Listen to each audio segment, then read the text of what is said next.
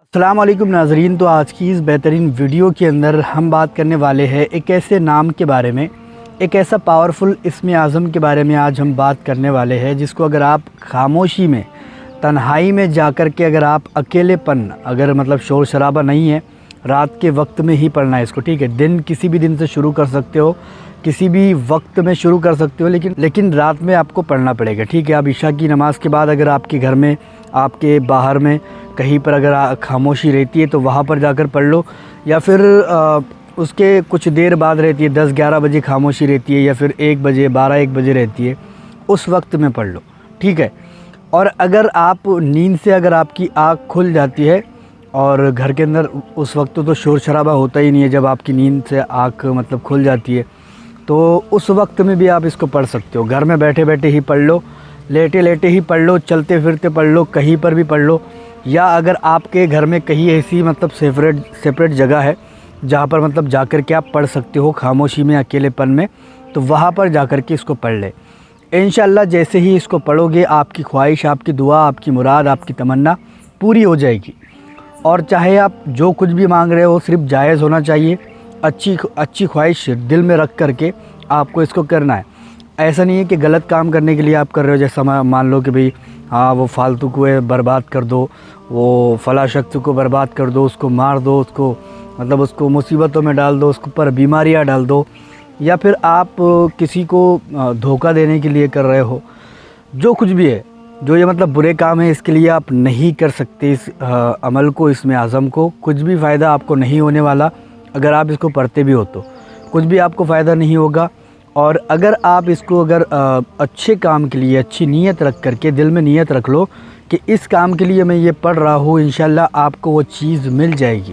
کیونکہ اتنا پاورفل یہ نام ہے، اتنے پاورفل یہ اسم اعظم ہے۔ آپ کو تنہائی دیکھنا ہے، اور تنہائی ضروری ہے، اس کے اندر تنہائی لازمی ہے۔ تنہائی جہاں پر ہو اسی جگہ پر جا کر کے اس کو کرے، چاہے وہ کھنڈر کیوں نہ ہو وہاں پر جا کر کے کر لے، چاہے وہ اکیلا مطلب تنہا روم کیوں نہ ہو وہاں پر جا کے کر لے،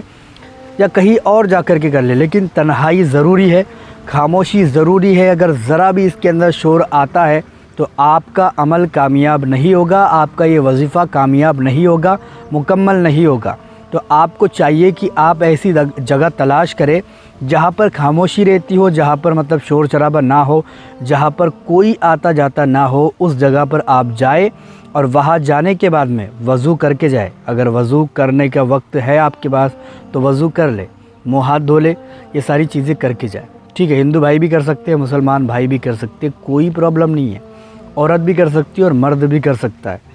لیکن اگر آپ وضو کر کے جاتے ہو یا منہ ہاتھ دھو کر کے جاتے ہو، ہندو بھائی جو ہے، تو آپ کی دعا قبول ہونے کے، آپ کی جو مراد ہے وہ پوری ہونے کے چانس زیادہ ہو جاتے ہیں، ٹھیک ہے۔ تو یہ آپ سب سے پہلے کام کر لیں کہ آپ وضو کر لیں۔ اگر آپ کی آنکھ بھی کھل جاتی ہے، نیند سے جاگ بھی جاتے ہو، تو آپ سب سے پہلے جا کر کے وضو کر لیں، اس کے بعد میں جائے اور پھر جا کر کے اس کو پڑھے۔ انشاءاللہ خود دیکھ لینا، آپ کی جو تمنا ہے وہ 1 یا 2 دن میں ہی پوری ہو جائے گی، چاہے آپ کچھ بھی مانگ رہے ہو۔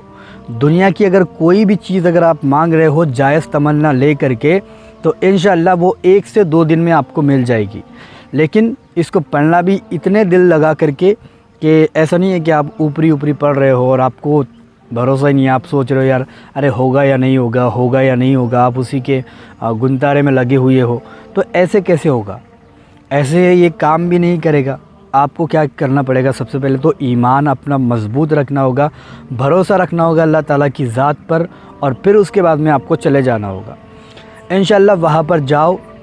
تنہائی والے روم میں بول رہا ہوں میں، کہیں جانے کی بات نہیں کر رہا ہوں میں، آپ کو یہ نہیں کہہ رہا ہوں کہ گھر چھوڑ کر چلے جاؤ یا پھر جنگلوں میں جا کر کے پڑھو اس کو، ایسا نہیں کہہ رہا ہوں میں، ٹھیک ہے۔ تو آپ کو صرف تنہائی والی جگہ تلاش کرنی ہے، چاہے وہ کہیں پر بھی کیوں نہ ہو، باہر میں ہے، گھر میں ہے، چھت پر ہے، کہیں پر بھی ہے، آپ صرف تنہائی والی جگہ تلاش کر لے اور وہاں پر جائے، اور اپنے سر کو نیچے جھکا لے، نیچے جھکا کر کے آپ کو 121 مرتبہ یا غفور الرحیم، یا غفور الرحیم، یا غفور الرحیم، اس کو 121 مرتبہ آپ کو پڑھنا ہے۔ زیادہ کچھ پڑھنا نہیں ہے، اول آخر ایک مرتبہ درود شریف آپ کو پڑھ لینا ہے۔ درود شریف کوئی بھی پڑھ سکتے ہو، صلی اللہ تعالیٰ علیہ وسلم، یہ بھی درود شریف ہے، یا پھر اور کوئی درود آپ کو آتا ہے تو وہ بھی آپ پڑھ سکتے ہو۔ بہت سارے درود ہے، درود تاج ہے، درود ابراہیم ہے، درود غوثیہ ہے، بہت سارے درود شریف موجود ہے، تو وہ بھی اگر آپ کو یاد ہے تو وہ بھی آپ پڑھ سکتے ہو، لیکن سب سے چھوٹا جو آپ کو بتا رہا ہوں، جیسے ہندو بھائی جو پڑھتے ہیں ان کو یاد نہیں رہتا، ٹھیک ہے، تو ان کے لیے میں بتا رہا ہوں کہ صلی اللہ تعالیٰ علیہ وسلم یہ درود ایک مرتبہ پڑھ لے، اس کے بعد میں 121 مرتبہ یا غفور الرحیم پڑھ لے۔ جیسے ہی یہ پڑھو گے پھر ایک مرتبہ درود شریف پڑھ لے، اپنے ہاتھ اٹھائے رب کے حضور اور کہے کہ اے اللہ تعالیٰ میں تجھی کو پوجتا ہوں اور تجھی سے مانگتا ہوں، تو غفور الرحیم ہے، تو دینے والا ہے، تیری وہ ذات ہے جو ہر کسی کو نوازتی ہے، ہر کسی کو دیتی ہے۔ تو اللہ تعالیٰ سے اپنی دعا کرے، اللہ تعالیٰ سے جو کچھ بھی مانگنا ہے مانگے، انشاءاللہ 1 یا 2 دن میں آپ کی دعا قبول ہو جائے گی، آپ کی مراد پوری ہو جائے گی، آپ کی تمنا پوری ہو جائے گی۔ اور جب پوری ہو جاتی ہے آپ کی تمنا، آپ کی حاجات، آپ کی دعا جب پوری ہو جاتی ہے تو 2 رکعت آپ کو شکرانے کے پڑھنے پڑے گے۔ 2 رکعت نماز پڑھ لے، اگر آپ کی دعا قبول ہو جاتی ہے، پوری ہو جاتی ہے آپ کی حاجات، تو 2 رکعت شکرانے کی نماز ادا کر دے، کیونکہ اس سے یہ ہوگا 2 رکعت نماز شکرانے کی پڑھنے سے کہ آپ اللہ کا شکر ادا کر رہے ہو، اور آپ جو بھی چیز پاؤ گے، مان لو کہ اگر آپ نے دولت کے لیے اس کو کیا ہے یا پھر کوئی چیز پانے کے لیے کیا ہے،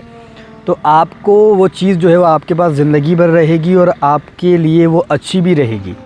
ایسا نہیں ہے کہ آج رہی کل چلے گی، آج ہے کل چلے جائے گی، ایسا نہیں ہوگا۔ شکرانے کی نماز ضرور پڑھنا 2 رکعت، کیونکہ یہ بہت ہی فائدہ مند ہوتی ہے۔